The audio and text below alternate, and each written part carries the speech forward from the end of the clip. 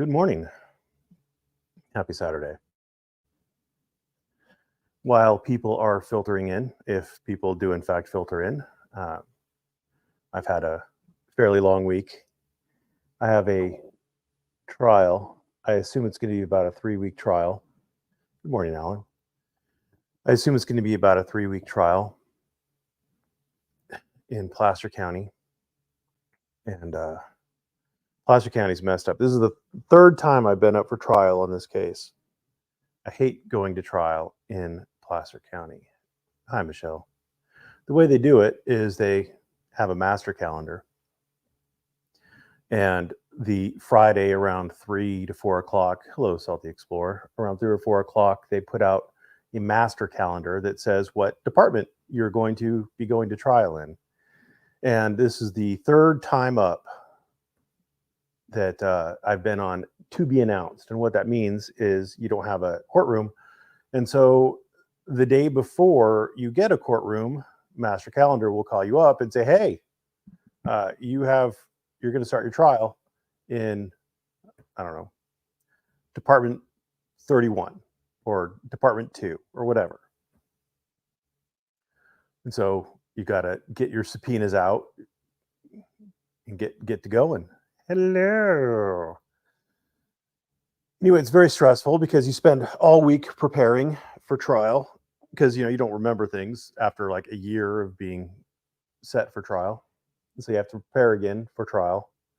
And then you hurry up and wait.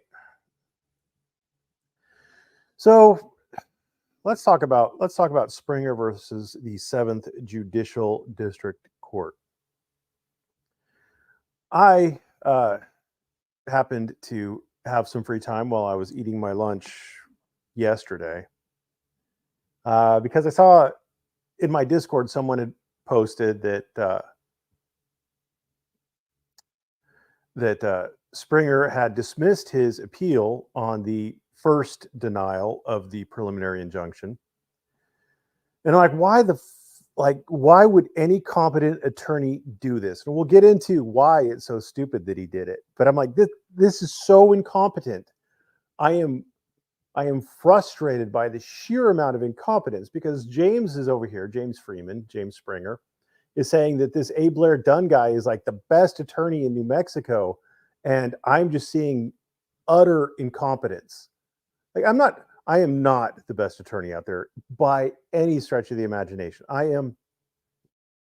have constantly referred to myself as a first-year family law attorney. I am competent, and that's the best I will say about myself. I've had great successes, and I've had some failures that I'm not too proud of. But at the end of the day, if a first-year family law attorney in another state is just face-palming over your incompetence, is seeing these things so far ahead of time, and then not only is this first-year family law attorney seeing this end result, but then the end result happens. That means that you, as a practicing attorney for however long you've been practicing, with this guy, this A. Blair Dunn guy has, I didn't count, but he has hundreds of cases in Google Scholar, I would guess, between New Mexico, the 10th Circuit, the District of New Mexico. And I just started going through them, and it was loss, loss, loss, loss, loss, loss, win, loss, loss, loss, win for now, but you got to prove it, loss, loss, loss. I'm like, what the fuck is this guy going on about? He is, from what I can tell, from the style of cases he chooses, because he likes the IPRA. The New Mexico has it's New Mexico's sunshine law. He enjoys these kinds of cases, and he has dozens of these cases, and it is impressive the amount of failures this guy racks up. It is fucking impressive. And it makes sense, that he would get involved with Freeman, because Freeman likes to use these records requests laws. and Freeman also doesn't understand these records request laws. So it's like two peas in a pod.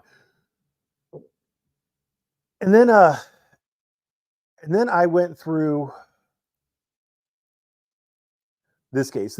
So I'm like, what did Blair Dunn get sanctioned for? And I start going through this. This is the case that Blair Dunn got sanctioned for, the big sanction, the one that made the news. Because this stupid motherfucker, first of all, he sued. They substituted him out, but he sued the Bernalillo County Sheriff's Department, which is not an entity that it's not a distinct entity from Bernalillo County, and so he almost lost on that. But he sued all of these various things, including the New Mexico Supreme Court. He was upset about a bail reform law passing in some form or fashion. And at the end of the day, the court found that most of the parties, all but one party, lacked standing, and the party that had standing, the attorney had failed the state a claim for.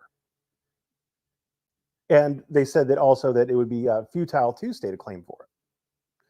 So he filed not one, not two. Whoop, you didn't see that. Not one,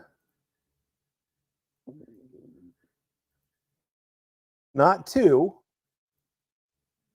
but 3 appeals in this matter. And the second appeal, this one, 18202, he did the same thing where he dismissed it to combine it with another claim. He's dismissed it to combine it with this claim. But then he filed this one.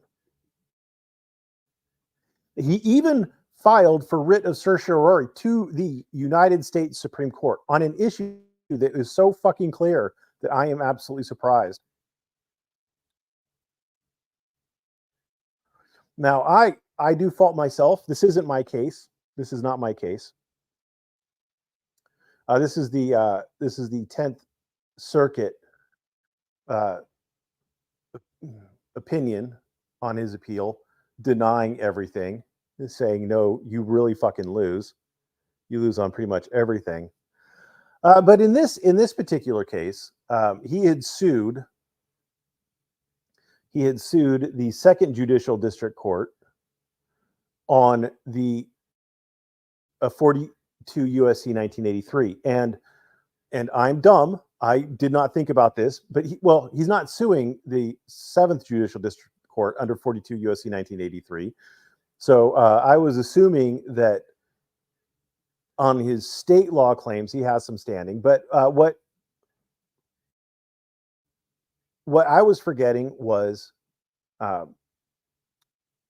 sovereign immunity. Obviously, a judicial district court is an arm of the state. And they talk about it in here somewhere. I don't have it highlighted. But that got me thinking, because in his amended complaint, he is suing the 7th Judicial District Court under sections of the New Mexico Constitution. And the sections of the New Mexico Constitutions are akin to the Bill of Rights. I think one of them is like a 4th Amendment, essentially, and the other one was like a 1st Amendment. So he's suing under this New Mexico Bill of Rights, essentially. And there are states have sovereign immunity. I think we've covered that. So in order to get past state sovereign immunity, there has to be a way through it. And there are 2 ways in California, and I found 2 ways in New Mexico that you can get through it. One is tort claims. California calls it the Government Tort Claim Act, and here they just have tort claims, and they say how there is immunity, how there's not immunity, etc.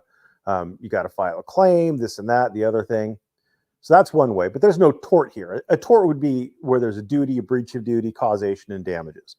These are civil rights issues, so it would be in the New Mexico Civil Rights Act, the NMCRA. And in the NMCRA, there is a waiver of sovereign immunity. Well, first of all, there's a couple things. First of all, there's a limitation on who you can sue. And so this is for a claim of rights established pursuant to the Bill of Rights of the Constitution of Mexico, yes. Prohibits use of qualified immunity, great. Somewhere in here, it says you have to sue. Is it in A3? I think it's in A3.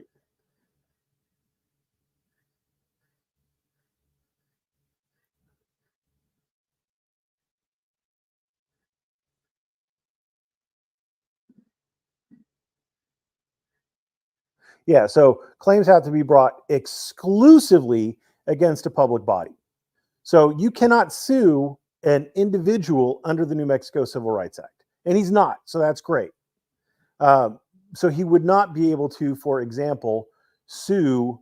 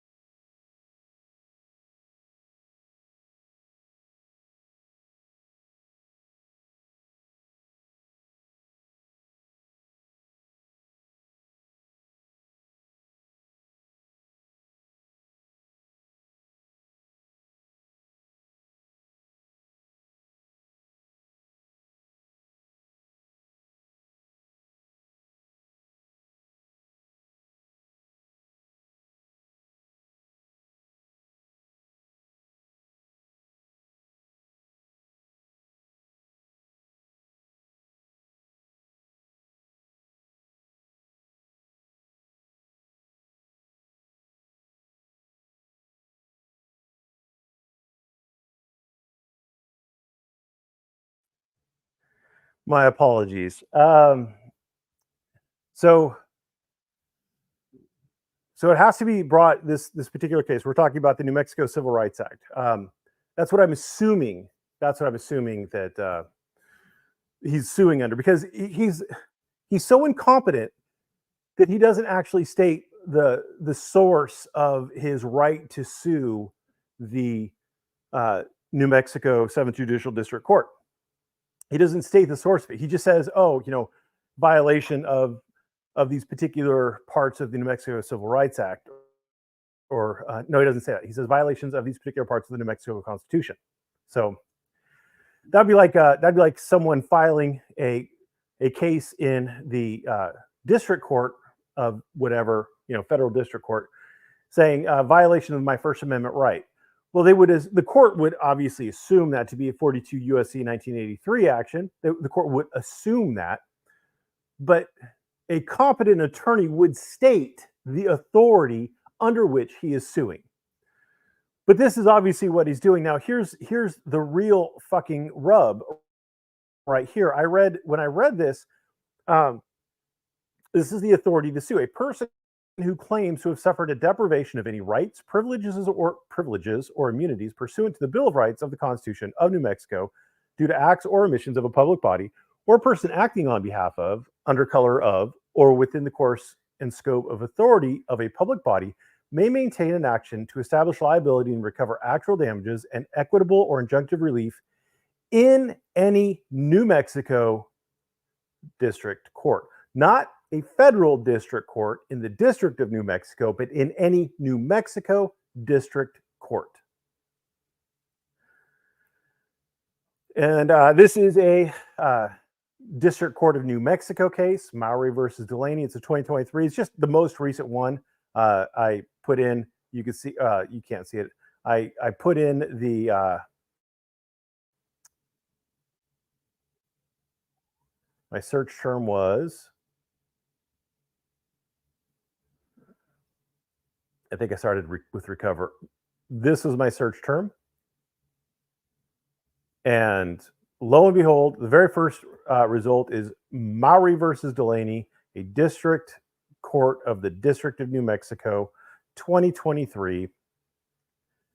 And they talk about plaintiff has not alleged facts supporting the court's jurisdiction over his claims pursuant to the New Mexico Civil Rights Act. It appears the court does not have jurisdiction over plaintiff's claims pursuant to the New Mexico Civil Rights Act because the act provides that a person, quote, may maintain an action to establish liability and recover actual damages and equitable relief. And then the court adds this in italics, so the court adds the emphasis, in any New Mexico district court, end quote. The court also notes that the amended complaint fails to state a claim against defendant Delaney pursuant to the New Mexico Civil Rights Act because the act claims, so this is the public body part. Now he has only filed the, what I'm assuming is the New Mexico Civil Rights Act case against the 7th Judicial District Court. But I don't personally understand why the court has jurisdiction over that. So one of the things that, if the motion to dismiss somehow fails, and it could because it's a very shittily written motion to dismiss, if it fails, then still the only cause of action against the 7th Judicial District Court is the New Mexico Civil Rights Act cause of action, which is a state cause of action. There's no diversity jurisdiction. And so I don't understand why or how that can be maintained there. And in addition, I believe the prohibition against suing a state, a citizen can't sue a state, the constitutional provision would also prevent the court from hearing that, since Congress didn't grant a method of suing that governmental entity. So sovereign immunity would apply. So there's just a lot of problems. And you see if you go through and you read all of A. Blair Dunn's other cases, you see these issues crop up over and over and over and over again. Some interesting reading is A. Blair Dunn's divorce. Maybe it's just because I handle a lot of divorce cases, but he is a fucking retard when it comes to family law, as much or more so than he is with civil claims. There is no basis that I can see for James's assertion that A. Blair Dunn is in any event a competent attorney. Now let's move on, shall we? So A. Blair Dunn filed a request for dismissal. Now I could pull up the Court of Appeals. I did look at it. He asked for a voluntary dismissal without prejudice. He says that it's so that he can consolidate an appeal on the first motion for reconsideration with his appeal on the second motion for reconsideration for judicial just to make it a little cleaner, just economy, etc. Right? But there is a local rule. This local rule right here says that the clerk of the court can enter a voluntary dismissal by an appellant. And so the clerk entered this. So whether or not it was dismissed without prejudice is anybody's guess. I don't think a court would have to go to whether or not it was dismissed without prejudice, because under the federal rules of appellate procedure, you have 30 days to bring an appeal on a order. 30 days. And the initial order denying his request for preliminary injunction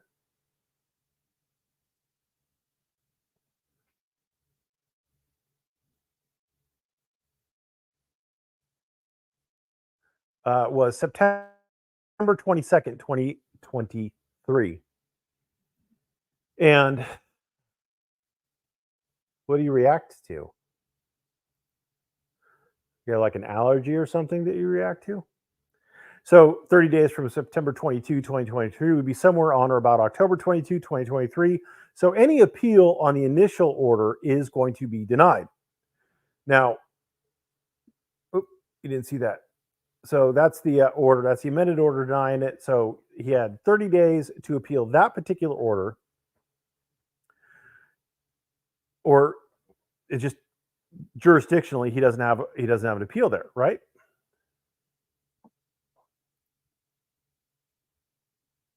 Karen and police body cam videos. How do you react to them? Oh, damn, that sucks. Damn. Ooh, damn. I don't know. Reaction videos. I guess if it makes you happy, if it entertains you, then you go. What is up, News Now Fort Worth? So this is his new motion for reconsideration.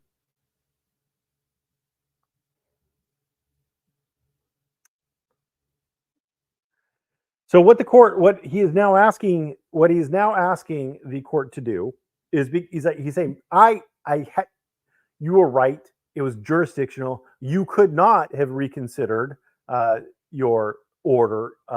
You could not have made a consideration on that because it was pending appeal. But now I have dropped that appeal. I've dismissed the appeal. So now would you please reconsider it? Well, here's the fucking problem, kids. The court had already reconsidered it. So he moved for the first portion of his motion for preliminary injunction, the original portion. He had moved for it. The court denied it. He had filed a motion for reconsideration on that original portion, and the court denied it. The only step left is an appeal. So then he re-asked for that original portion plus a new portion. The court denied the original portion, saying, well, yeah, it's up with the Court of Appeals. I literally can't reconsider it because it's with the Court of Appeals. And as far as the new portion, well, you lose on that too.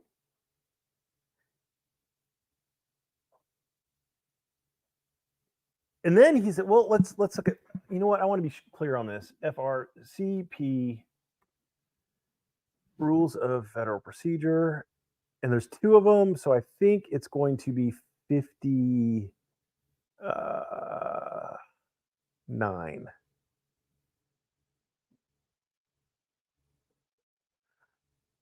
28 days. 28 days.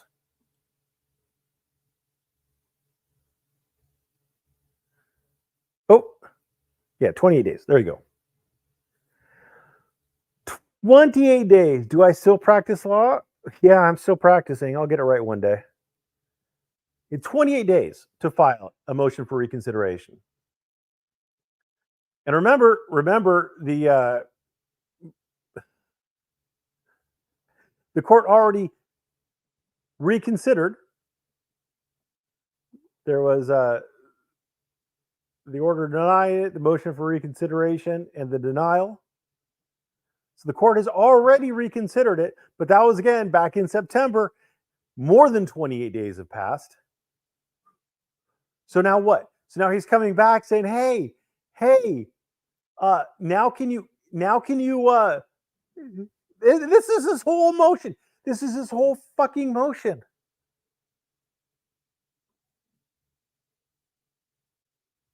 Can you reconsider it more than 28 days past when you actually considered it? Like, of course the court's going to say no. I won't reconsider it. Now he's going to try to appeal based on the new denial. He's going to try to appeal that original part based on the new denial. But the original order denying it was more than 28 days ago. This is where the court's going to say, no, I denied it more than 28 days ago. So that what he can appeal on it is not the underlying substantive part, but whether or not the court has the authority, or whether the court has to reconsider something more than 28 days after they made the order based on his motion for reconsideration.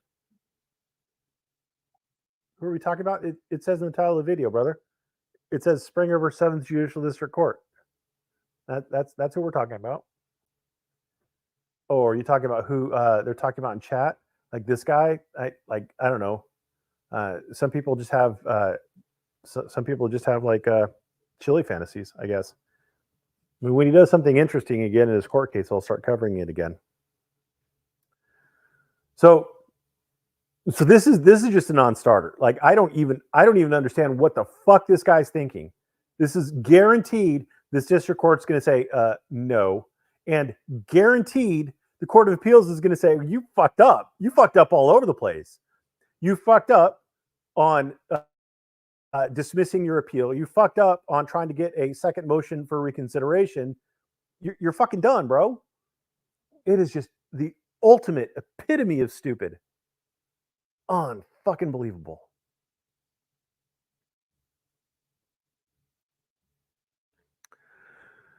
So the defendants, then moving on, the defendants have a motion pending. They filed this motion on December 11th to dismiss plaintiff's amended complaint. To dismiss the plaintiff's amended complaint, right? And they talk about all sorts of things in here about what happened, background, and it's a shitty motion for dismissal. Don't get me wrong. This is pure shit. They don't talk about the New Mexico Civil Rights Act.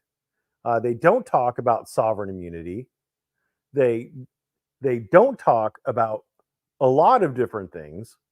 They raise sovereign immunity instead of judicial immunity. Not sovereign immunity. They raise qualified immunity instead of judicial immunity on the. But even then, judicial immunity I don't think would apply since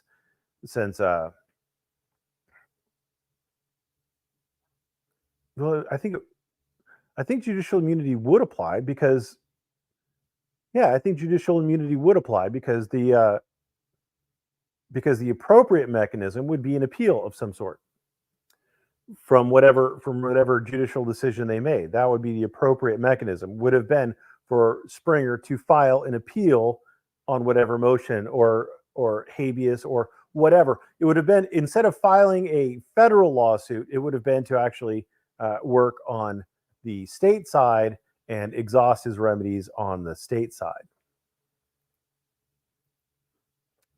But he didn't do that. So it was a shit complaint, or excuse me, it was a shit motion to dismiss. And then in order to dismiss this shit motion to dismiss, I'm going to close some of these things. He files this. Comes now, plaintiff through undersigned counsel with his response to the motion to dismiss. I don't like that. I don't know why people say response. It's an opposition. For fuck's sake. And for his reasons states, introduction. And then, of course, we're going to see lots of case law cited in here. Of course we won't. This fucker can't cite a case to say, actually does. He cites Iqbal and Twombly. New York Times v. Sullivan. Great. I mean, It's pretty stupid. But anyway, we're going to go ahead. As James Madison once said, quote, "Our First Amendment freedoms give us the right to think what we like and say what we please. And if we the people are to govern ourselves, we must have these rights, even if they are misused by a minority." Emphasis added. Who the fuck cares, right? This guy wants to write treatises. He doesn't want to write briefs for a lawsuit. He has political ideas that he's trying to twist and force into a legal setting. Politics and the law, while related, are distinct. Or they should be distinct in a republic. However, it remains clear the defendants maintain the idea that immune from public criticism or speech and the First Amendment as applied to the states under the 14th Amendment, the First Amendment does not, in fact, apply to the judiciary. What the fuck does that even mean? The First Amendment does not apply to the judiciary? Is he trying to say that judges and justices don't have a First Amendment right?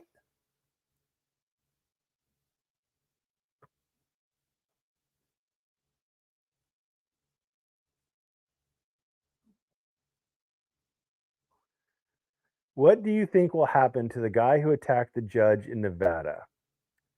I'm going to guess that if you attack a judge in Nevada, that you're going to get charged with some sort of crime, at least some sort of assault crime, maybe battery if you actually touched the judge. If the judge was in the performance of his duties, there might be either a different statute or but I wouldn't know. I mean, what do you think will happen to the guy who attacked the judge?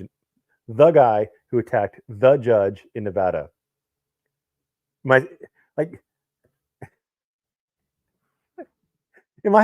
First of all, what does that have to do with fucking Springer? What does that have to do with Springer versus the 7th Judicial District Court? And second, who the fuck are we talking about? I can't read your mind. What do you think will happen to the guy who attacked the judge in Nevada? There's a lot of judges in Nevada. I assume that more than one of them in the long and storied history of Nevada have been attacked.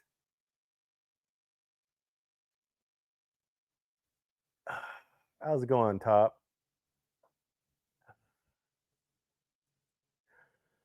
But as for elected official or employees, there simply is no basis for that assertion. Dude attacked a judge behind the bench during the hearing. Well, then there's probably going to be criminal charges brought against him. Don't we all, brother? Don't we all?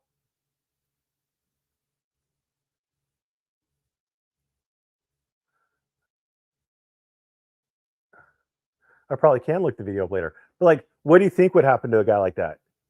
If he attacked a judge, it's on video apparently. It's in front of credible witnesses. He's probably he was already going to get sentenced for something, which means he has a prior. He's going to get fucking charged and convicted of something. That's what's going to happen. He might plead to it. I don't know. I don't know. I don't know. But as public elected official or employees, there is simply no basis for that assertion. Well, unfortunately for A. Blair Dunn, he has sued, in addition to elected employees, he sued Jason Rosendahl, who is not an elected, Jason Jones, and some Rosendahl. Susan Rosendahl. Like, they're clerks. Like, he's the chief clerk or something like that. And Rosendahl is like just a employee clerk. So like his argument is literally doesn't apply to half of the defendants. Of the 4 defendants, only 2 are elected. Oh, and he says, but as employees, there's simply no basis. So So becoming an employee, if you are an employee of the state, any employee, if you work in the IT department, anybody can say fucking anything they want about you all day, every day, and you don't have First Amendment protections. Well, one would think that since this stupid motherfucker is citing New York Times Company versus Sullivan, one would think that he would be aware that it only applies to public officials and not employees. One would think. If you're citing a case, one would think you would understand it. But this guy's so fucking incompetent that he doesn't even understand New York Times versus Sullivan. And he's making a broad sweeping statement that apparently employees of the state, regardless of whether or not they have any discretion or rulemaking authority or anything like that, but you're a fucking janitor, a school janitor loses his rights to have defamation lawsuits unless he proves actual malice. Loses his rights. As soon as you accept employment from a public entity, you no longer have any rights to privacy. You no longer have any causes of action for defamation. Crazy. What about contractors, right? Do contractors have any of these rights still? Thus, it bears repeating for the sake of the defendants. The First Amendment, which certainly clearly applies to the states unequivocally, states that, quote, judges for the 7th Judicial District Court shall make no order abridging the freedom of speech or the press. What's interesting, it says clearly that, and yet you had to add this, and you had to add this. So it says clearly. Clearly. Well, if I am able to add whatever the fuck I want to the Constitution, it will clearly say whatever I want it to say too. Isn't that weird how that works? Just add whatever the fuck you want into the Constitution and put it in quotes. Just put brackets around whatever you added. That way the court can't accuse you of lying, because the court is probably very aware of what the First Amendment actually says. But I mean, he's citing to the First Amendment. He's not like, what case says? Show me the fucking case that says what he wants it to say. The judges shall make no order abridging freedom of speech of the press. Why is it that when a judge makes an order abridging freedom of speech or the press, your remedy is to appeal that order?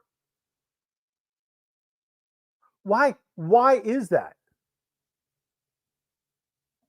Why can't you just sue a judge for 42 U.S.C. 1983 if he abridges your freedom of speech or the press? Why would any court reviewing it look at the facts and apply a test? And what test would they apply? Well, it would depend on the facts of what the order said, wouldn't it? Because every day, or at least every day the court's open, in California, courts are issuing domestic violence restraining orders and civil harassment restraining orders, both of which may, and probably definitely do in the domestic violence restraining order cases, prevent certain speech. A domestic violence restraining order in California will prevent you from saying anything that will disturb the peace, very loose terminology, of the protected party. For example, I had a client who posted on Facebook that his ex-wife, that her genitalia smelled like fish. That was a violation of a domestic violence restraining order. Why? It disturbed her peace. She saw it. It was pointed out to her.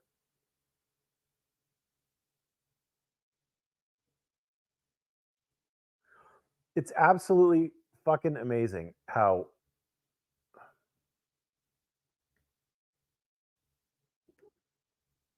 yes, the Congress will say whatever you want as long as you could replace whatever words in there you don't like with whatever words in there that you want.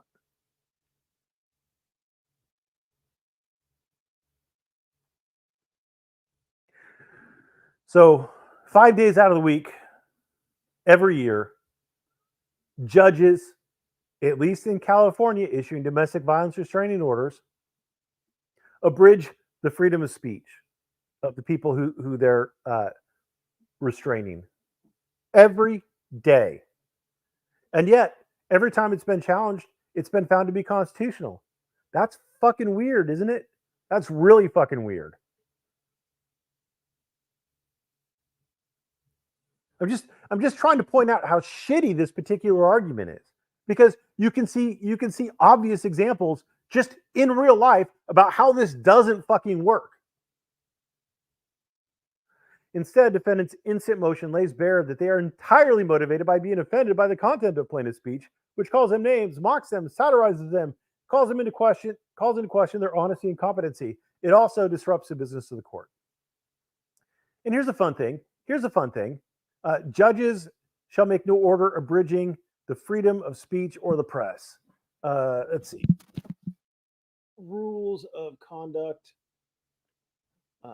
United States Supreme Court.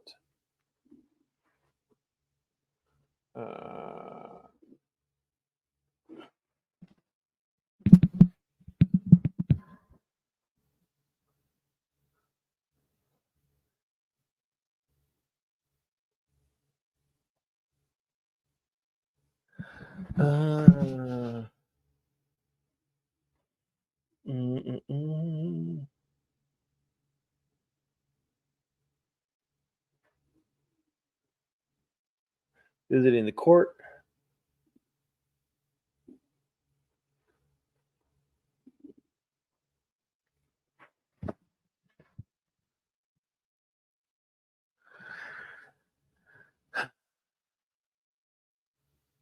So entering the building, you can't bring those. Attending court sessions. You can't bring electronic devices of any kind into a United States Supreme Court session. No cell phones, no tablets, no smartwatches. You can't bring books or magazines. You cannot wear or display political buttons or attire. There is no speech that is more protected than political speech. Political speech and religious speech are right there at the top. Nothing is more protected than political speech. And yet, here is a group of judges making an order. This is an order of the court prohibiting or limiting or restricting your freedom of speech or the press. Isn't that crazy? I think that's crazy. I mean, it's almost like this is a completely shit argument. Instead, defendants' instant motion lays bare that they're entirely motivated, blah, blah, blah. And that is a driving force behind defendants' actions to abridge with a footnote. Now, the footnote is to Black's Law Dictionary. It's at least 11th edition, 2019, to reduce or diminish, abridge one's civil liberties. I'm sure the judge did not understand what the definition of abridge was. Jesus fucking Christ. Like, don't put in case law, but give me definitions from Black's Law Dictionary, please, for words that I would obviously understand if I was a judge. And that is the driving force behind the defendant's actions to abridge plaintiff's rights to speech and press without any pre or post deprivation procedural due process. And yet they literally have court hearings set. There was a court hearing set.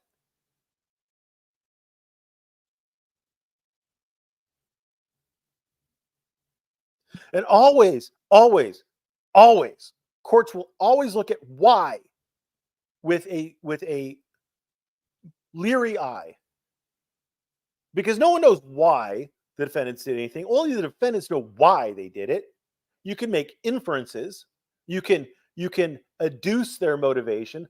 But what you should be doing is you should be talking about the facts and showing how the facts show that the defendant's actions were motivated by this whatever force.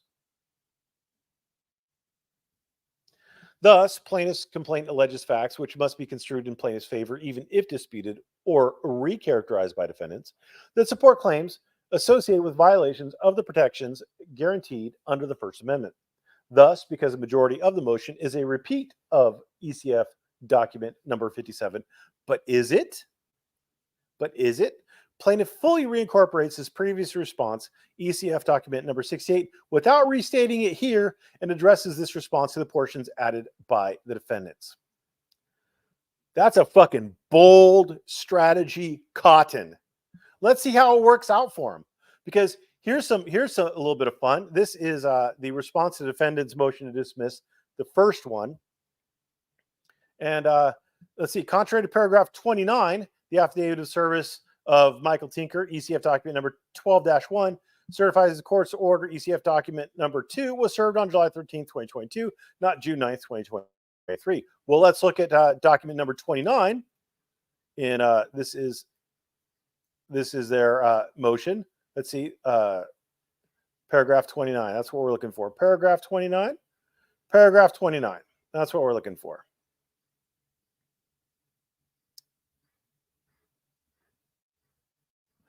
So paragraph 29 says, since entry of the administrative orders, plaintiff has continued to have access to the 7th Judicial District Courthouse and continues to video record his visits. See also chart of plaintiff's YouTube videos related to the 7th Judicial District, which is attached here to as Exhibit C. That has fuck all to do with what they're saying. Wow. Well, one, no big deal, right? Maybe it's just one, right? Well, let's look at this one. Number 2, contrary to paragraph 32, the 2 videos are still available at this link and this link. It appears that the defendants miskeyed the links. Okay, so we're going to go to paragraph 32 and we're going to look for these 2 videos, right? Paragraph 32, and we're going to look for those 2 videos. On or around November 25th, 2023, plaintiff used Chief Judge Murphy's likeness as a thumbnail for his video. Judge, are you under the influence? Case dismissed. And then there's a link to 13. That's a different URL. Even though Chief Judge Murphy was not the judge discussed in the video, see video thumbnail, which is attached here to his Exhibit E. So this one also has nothing to do with what he says it has something to do with. And then number 3, contrary to the statement of paragraph 36, well, let's just look at paragraph 36 because there's 32, there is no 33, there is no 34, there is no 35, and there is no 36.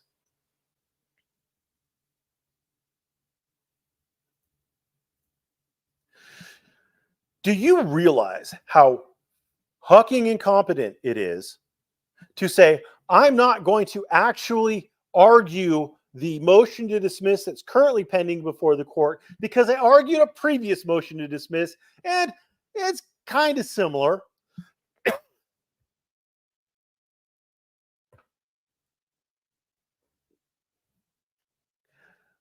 I would not be shocked if the court makes an actual and genuine attempt to try to apply the first opposition to the first motion to dismiss to the second motion to dismiss. I believe the judge will. But the judge doesn't have to. And I also wouldn't be shocked if the judge declines to do it.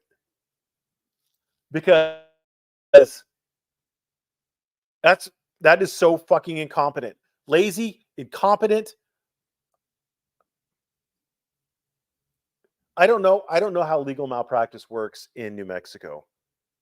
Legal malpractice in California requires that number one, you would have gotten a better that the attorney did a bad. So the attorney has to do a bad, number one. Number two, you have to prove that you would have gotten a better result had the attorney not done the bad. And number three, you have to prove that you would have recovered the money. You would have recovered money, more money, if the attorney hadn't done the bad. And so I've run into situations in a case that wasn't my client, but I did the work on it, where there was a traffic accident. The previous attorney had failed to serve the defendants in the traffic accident because he couldn't find them. And then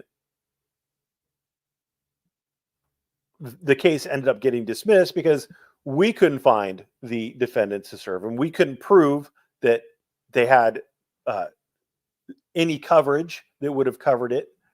So we couldn't proceed. We couldn't find the defendants. We couldn't proceed because we would have to prove not only that the attorney did a bad thing, but that we would have gotten a better recovery. And we couldn't do it because we couldn't find the fucking defendants because it had been like 6 years or something like that since the traffic accident. But, and so the same kind of thing would happen here. Freeman would have to prove that but for this, Spring would have to prove that but for this just complete incompetence by A. Blair Dunn, that he would have somehow recovered more. But his only mechanism for recovery is the actions against the 7th Judicial District Court. That's the only one that has any monetary damages associated with it. And that one was pled in the wrong. Well, I mean, fucking maybe, but then he'd have to plead it in the lower court. And I honestly don't see how he would recover, because again, the appropriate course was to appeal the orders against Springer. However, overarchingly between both of the motions, in the defendant's outrage over the content of what plaintiff has said about them in their official capacities as elected officials or government employees. See, he understands the government employees. There's a difference there. What the fuck is the difference? Huh? Obscures their ability to recognize the wisdom of Justice Brennan, writing in the landmark case of New York Times Company versus Sullivan that, quote, "We consider this case against the background of a profound national commitment to the principle that debate in public issues should be uninhibited, robust, and wide open, and that may well include vehement, caustic, and sometimes unpleasantly sharp attacks on government and public officials." Government and public officials, not employees, officials.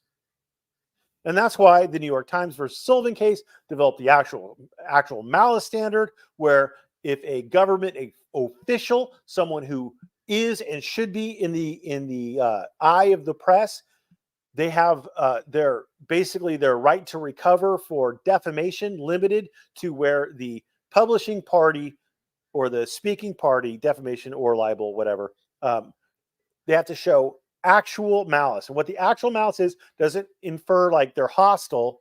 It's very poorly named. It means they had to, that they knew or should have known that what they were saying was false. That's the actual malice standard. They knew or should have known that what they were saying was false. And it only applies to government officials, not government employees. And you would think, one would assume, an attorney who's been practicing as long as A. Blair Dunn and who has as many cases under his belt as A. Blair Dunn has, you would assume that that attorney would understand the distinction that the New York Times Company versus Sullivan draws between government and public officials and average citizens, which would include a government employee who is not a government and public official. One would assume.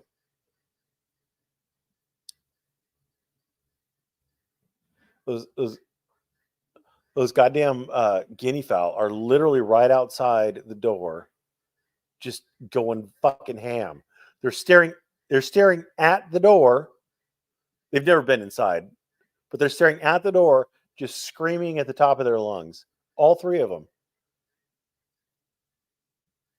Those little fucking assholes. I don't know if any of you guys can hear them.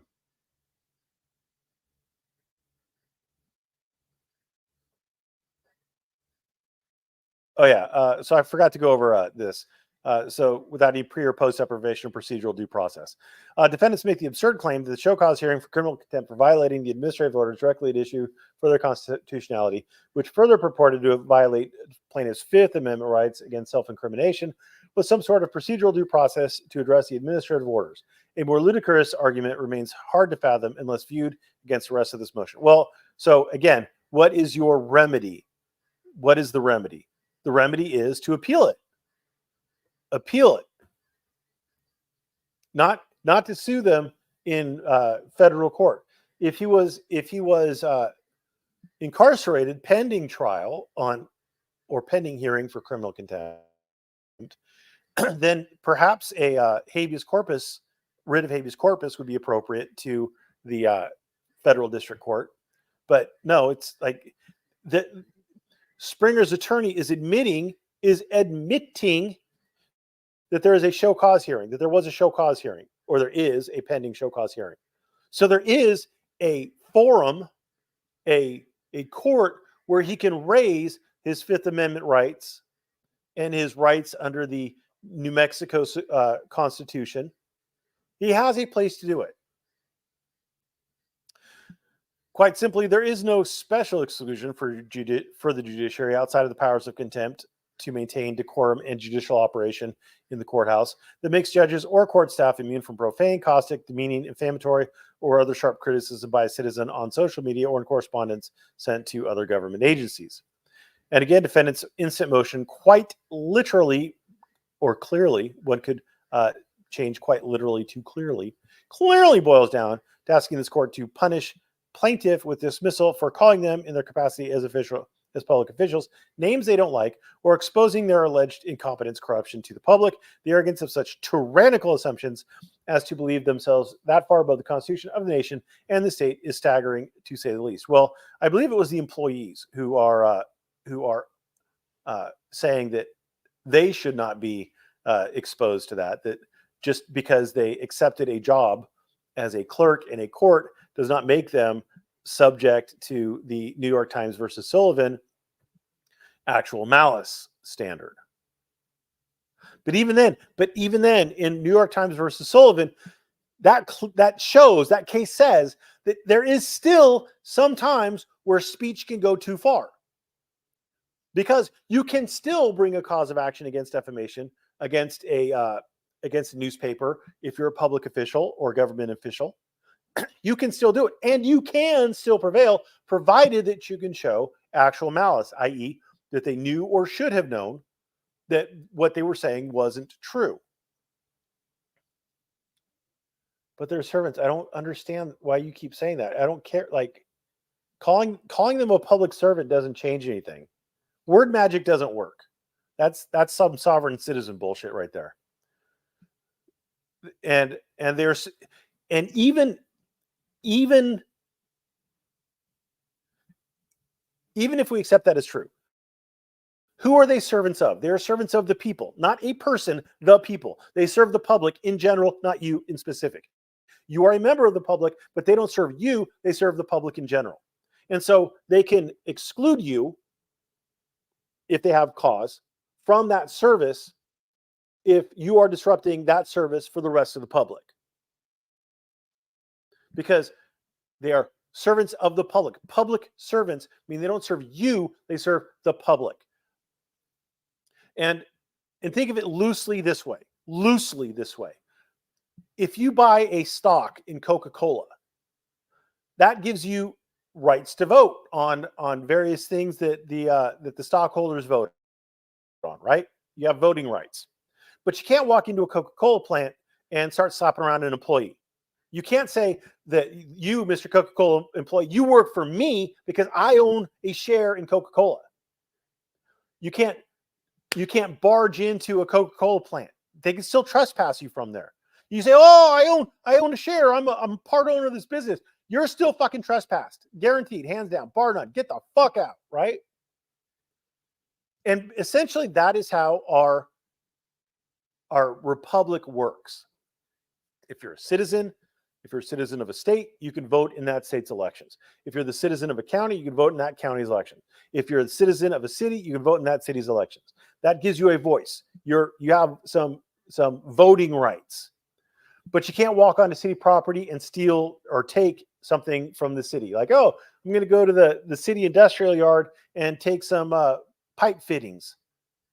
I'm gonna jump into one of the city vehicles and start driving it around because it's my city, because I can vote here. No, it doesn't work that way. That it belongs to the public as a whole, not you in specific. You don't own a portion of it. It's not like a joint tenancy in a house where you have if you're a joint tenant in a house with another person, you have 100% access and custody and control over it, and the other person does too. It's an undivided access. So the public servant thing is a non-starter. I mean, it's completely, and sovereign citizens will almost always do this. They will take the words that they want to mean something else, and they will apply the most liberal definition or the wrong definition. You know, if there's 4 definitions, they'll pick the one that doesn't apply to the particular situation, and they'll apply that to the definition they want. But they only do that on the stuff that benefits them. On the stuff that doesn't benefit them, they won't do that. So it's more dishonest than stupid. I'm not saying they're smart. I'm just saying it's more dishonest than stupid.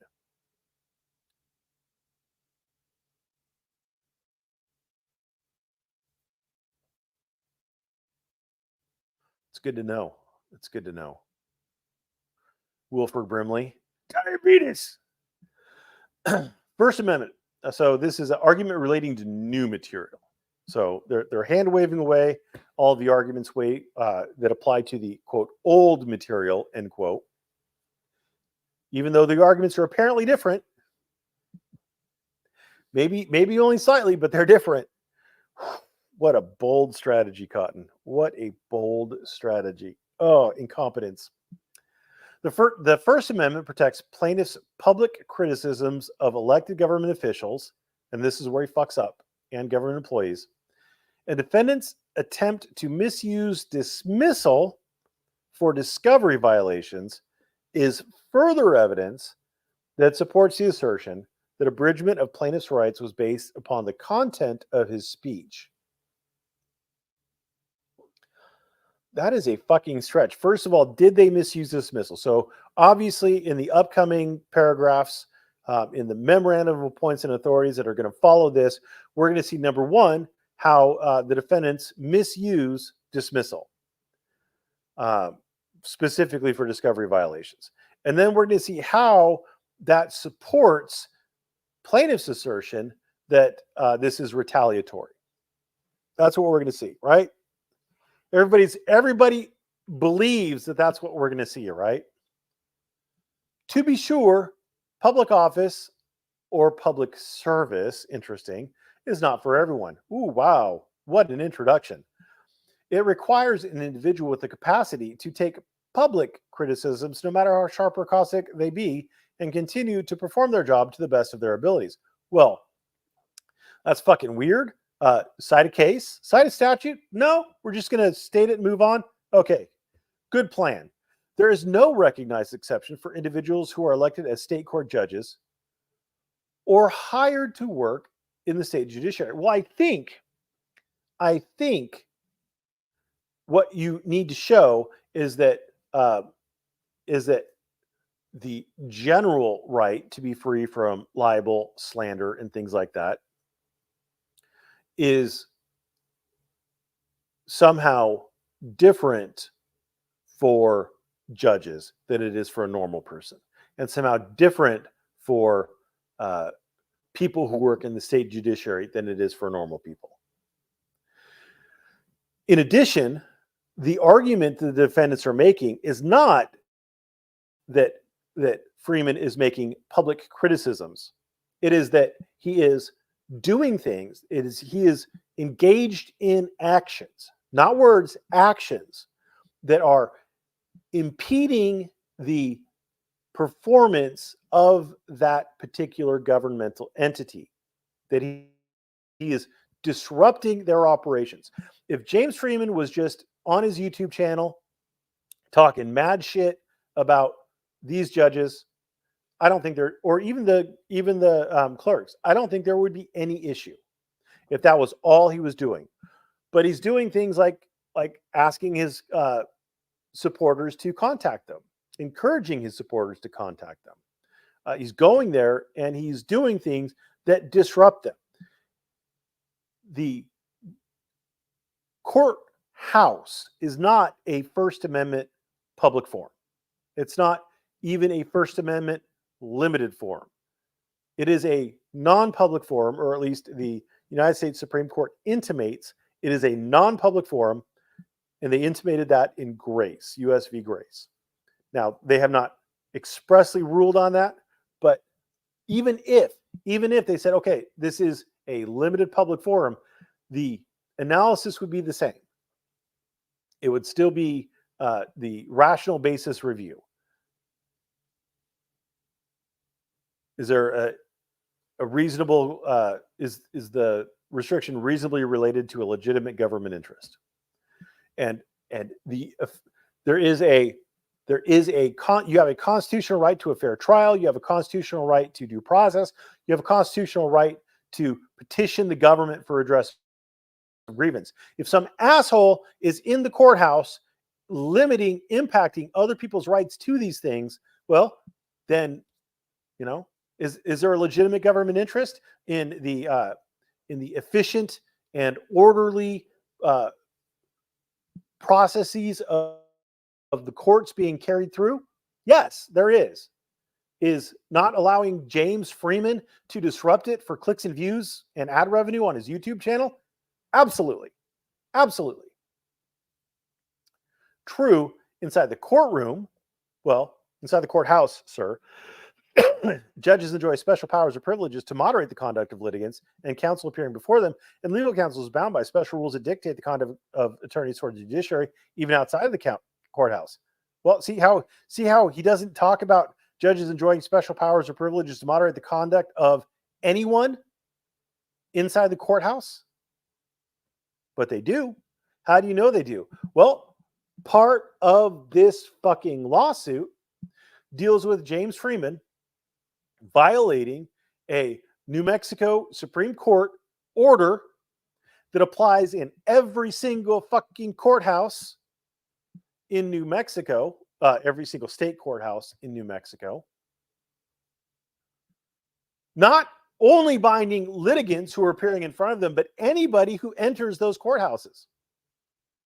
Like, if this is so obvious and just inane, you're fucking driving me crazy. And again, nothing to support it. Just assertion, no proofs. But Mr. Springer wasn't a litigant before the defense any more than he was an attorney. Yes, but was he in a courthouse? Yes, he was. And outside one instance of videotaping without permission inside of a courtroom and failing to abide by a now discredited and defunct mask mandate, it was in effect at the time that he violated it. Now that it is no longer in effect, I mean, that is immaterial. You can, absent some statement to the contrary otherwise by the legislation, or in this case by a court who's making an order, you are held accountable to the rules, laws, orders, regulations in effect at the time you did the act. If there's change later, you can still be, absent some statement to the contrary by a body that has the power to make such statement, you can be held responsible for your violation of the rules, orders, laws, regulations, etc. in effect at the time, even if when you are brought in front of the court, those rules, orders, laws, regulations, etc. are no longer in effect because they weren't effective at the time you did them. And so what the state would have to prove, what the court would have to show in a contempt action is that at the time there was a valid law, order, whatever, and you knew about it and you violated it for contempt. As far as a state law or whatever, it just has to be, was it valid at the time? And was it in effect? Yes. Did you violate it? Yes. Therefore, you're subject to whatever the penalty was. So it's not discredited. It is now defunct, but it's now defunct. At the time that he violated it, he violated it. None of the complaint conduct by defense of Mr. Springer falls within the defendant's authority to regulate as speech or press. Yes, it does, because it happened in the court. And even then, if it affects the court, the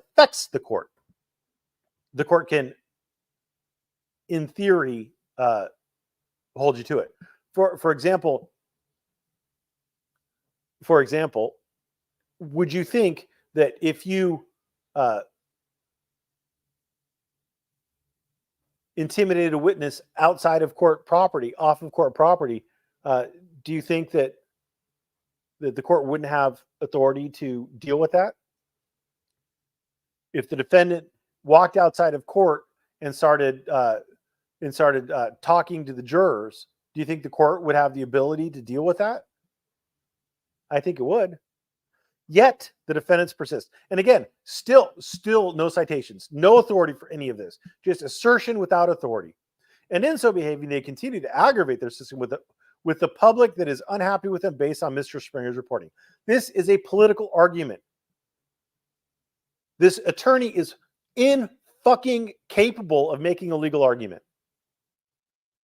The instant motion is no different. It will be reported on and read by Mr. Springer to his nearly 500,000 subscribers, who will again be likely incensed, not in great part by his profanity or commentary about the motion, but rather the audacity of defendants and their counsel to remain so tone deaf regarding the abridgment, again, it's in bold, and violations of freedom of speech and press, and even petitioning for redress the defendants have perpetrated against Mr. Springer. Is this a fucking threat? Is the Federal District Court for New Mexico supposed to act based on potential public outrage? Or is it a requirement that judges not act based on potential public outrage? That they act on the law and the facts that are presented to them, not on the perceptions of the public. They're supposed to ignore public popularity. There are a lot of popular things out there that judges are required to ignore. Say, for example, the use of marijuana in a state where marijuana is not legal. Probably a very unpopular law with a lot of public outrage behind it. And yet, day in and day out, people get convicted for possession of pot, for selling pot, for growing pot, whatever. Federally, it is still a federal controlled substance. Even in a state where it's legal by state law, the feds, I guarantee you, are still making arrests. They're still prosecuting people. They're still convicting people. They're still incarcerating people over marijuana-based crimes.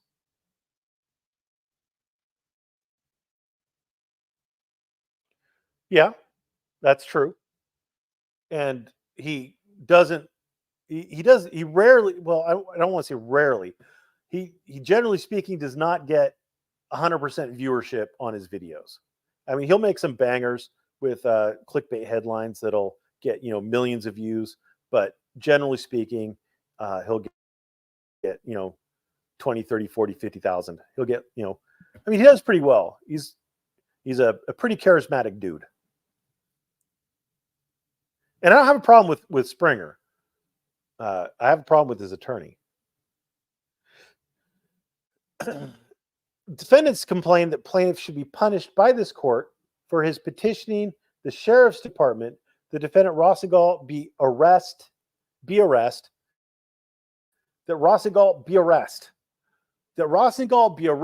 the crime of filing false police reports.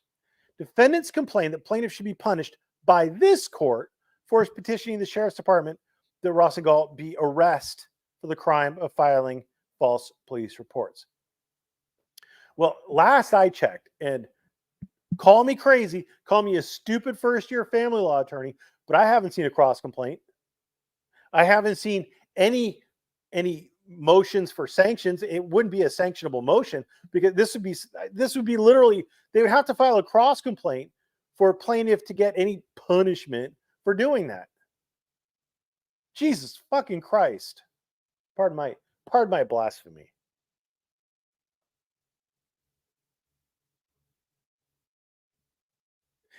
Even this court appears to have, in some part, been influenced by the external pressure to address Mr. Springer's actions as an affront to the judiciary, both state and federal, as a whole. Wow.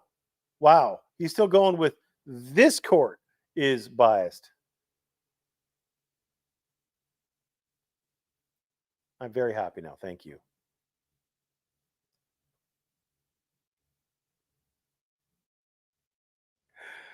So, funny story. I used to mock the people who talked about fluoride and toothpaste, but now with all the stuff coming out about COVID vaccines and yada yada, I'm like, you know what?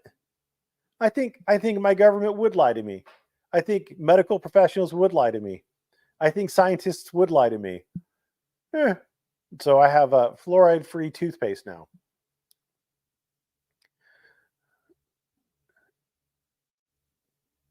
So yeah, I understand the baking soda. But the Supreme Court has been clear since at least the 1960s. Well, cite a fucking case, bitch. Cite a case. Cite a case. So insult the court, say that this court has been influenced by it, because why the fuck wouldn't you? I mean, you know, I always like to slap shit against the judge's face before I ask them to rule in my favor.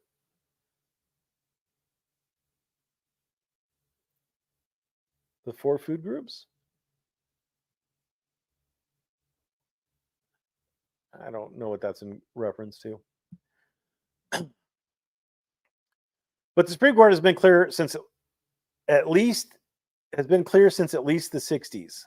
But cite a case. The concerns over caustic speech reporting must be decided in favor of public debate instead of the public officials' concerns. They must be. They must be. Why is there a test if they must be? If it's a bright line rule, then why is there a test? Why are there tests to figure out whether or not someone is a public official or a government official, so that the New York Times versus Sullivan standard applies to them? So there's a test to determine whether or not they're a public official or a government official, and then there's the New York Times test itself, which then would, if they are a public or government official, then you have to run it through the actual malice standard. Like, why are there these tests if it's a bright line rule? Again, the Supreme Court has not and is not likely, based on its previous decisions, to find that judicial defendants here enjoy some special immunity from criticism. Again, it's not the criticism. He's fundamentally mischaracterizing the arguments made by the defense. Like insurrection,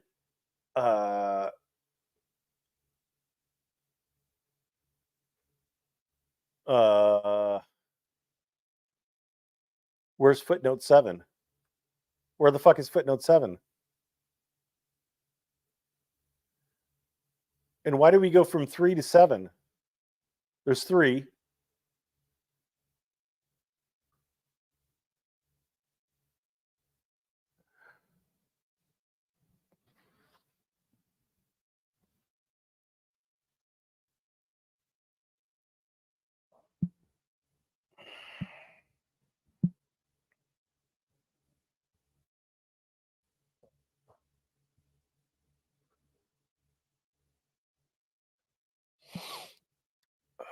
This is just sheer incompetence.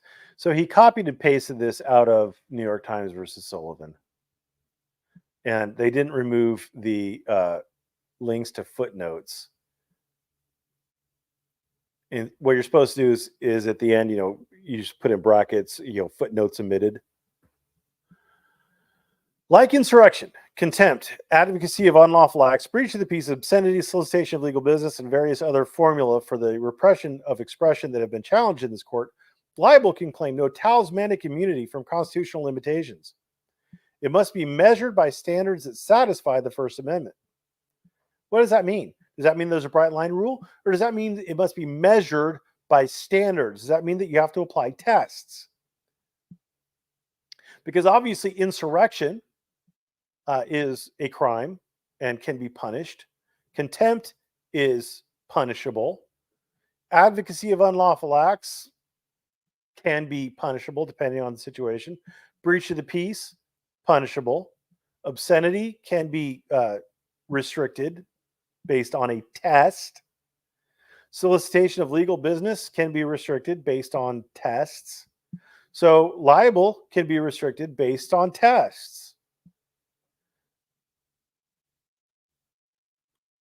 Even liable against a judge or a clerk. Moreover, this case, as highlighted by the instant motion,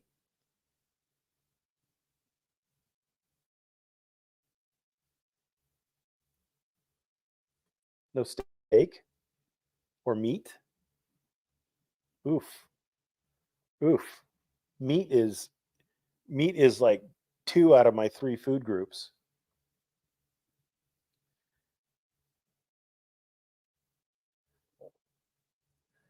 Meat, eggs, and dairy I count them together.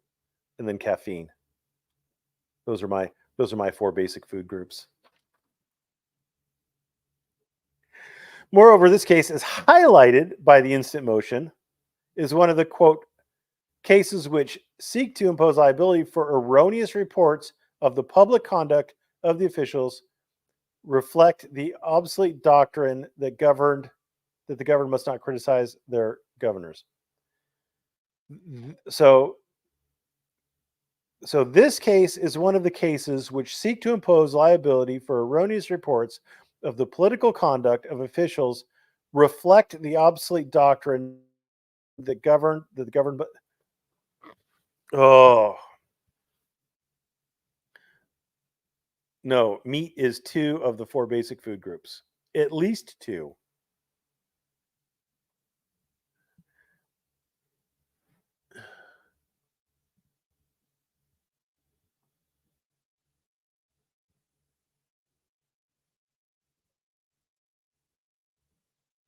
I won't fault you.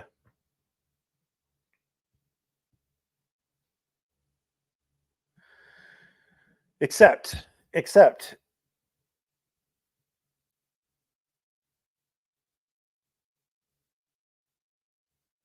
the issue isn't erroneous reports. The issue that the defendants complained of that brought this whole matter to the attention of the judge, the head judge, chief judge in the 7th Judicial District, was the disruption of the court business and the harassment of court employees. It's not for erroneous reports. Again, Freeman most likely could have talked mad shit about the court all day, every day on YouTube. As long as he didn't direct anything towards the courts, like asking people to, like, if people of their own volition, without him posting phone numbers, without him saying, hey, guys, here's the phone number for the court if you want to seek redress of grievances, or don't call them, wink, but here's their phone number. I'm just reporting their phone number, but don't call them, wink. You know, that kind of bullshit. If he had just talked shit about them, I don't think that they ever would have done shit to him. That's my belief. But he interfered. The interest of the public here outweighs the interest of the defendant or any other official. That is a change in the page number because they just cut and pasted. They didn't edit it to make it readable. They just cut and pasted.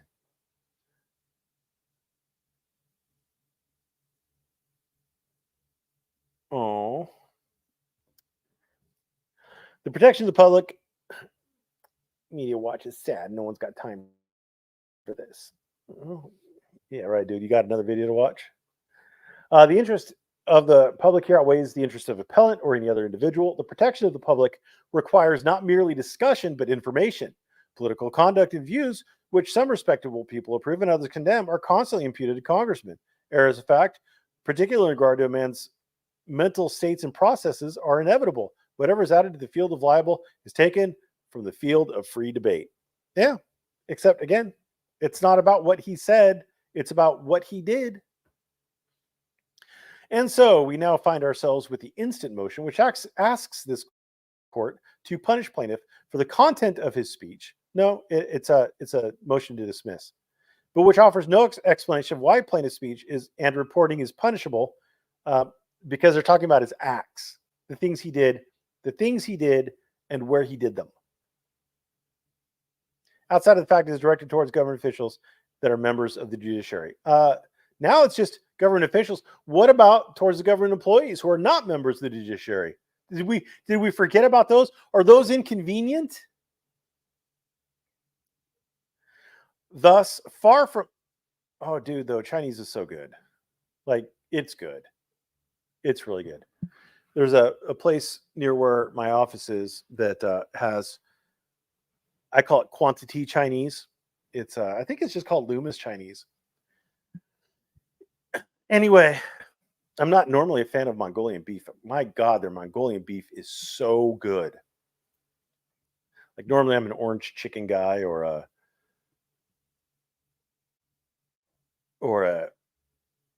what are those spicy chicken ones? General O, whatever. Yeah.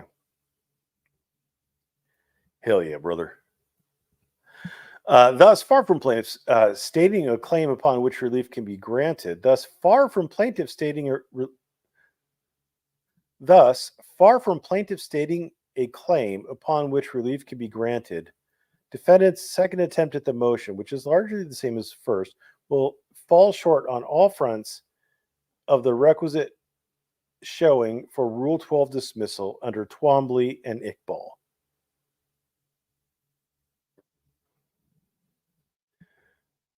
Well, so Luddite, here's the thing. Go to the East Coast where they call pizzas pies. It's a pizza pie. You want to get a pie? You want to get a slice of pie? That's pizza on the East Coast, or at least that's what I've heard people from the East Coast say.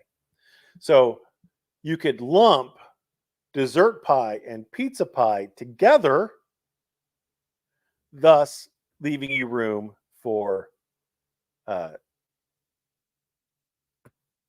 the Chinese food. Why is there an apostrophe there, Michelle? What? That's a possessive apostrophe. So what do the pot pies possess? Pizza is pie. There you go.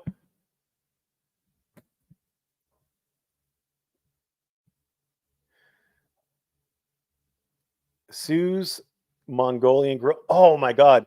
I love Mongolian Grill. There's for a long time on Fulton and Howe, there was a Great Wall of China Mongolian barbecue. They were always getting like failures and then bear passes on their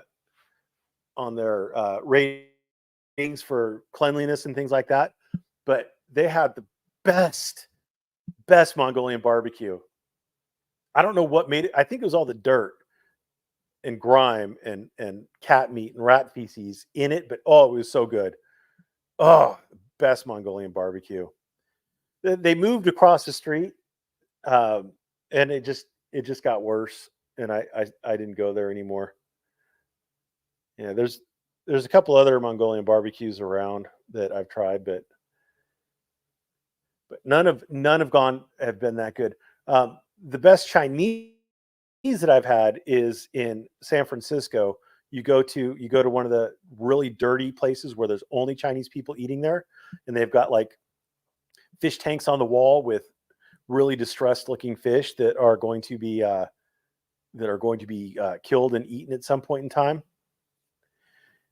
Those, I mean, I don't like to look at the fish that are in distress, but the food is just out of this world. I've had street tacos in Tijuana. They were good. They had like a spit where they were shaving the meat off the side, kind of like the Greeks do with their kebab meat, or the Turks. Anyway, defendant's second attempt at the motion, which is already the same as the first, falls short. Yeah, but he doesn't say how. So conclusion, for the foregoing reasons, and for the reasons stated in ECF doc number 68. That would be this one, the motion to dismiss ECF 57. Doc number 77 should be denied, and the court should award plaintiff any relief the court deems just and proper in responding to the motion. What is he asking for? Attorney's fees? That's pretty fucking stupid.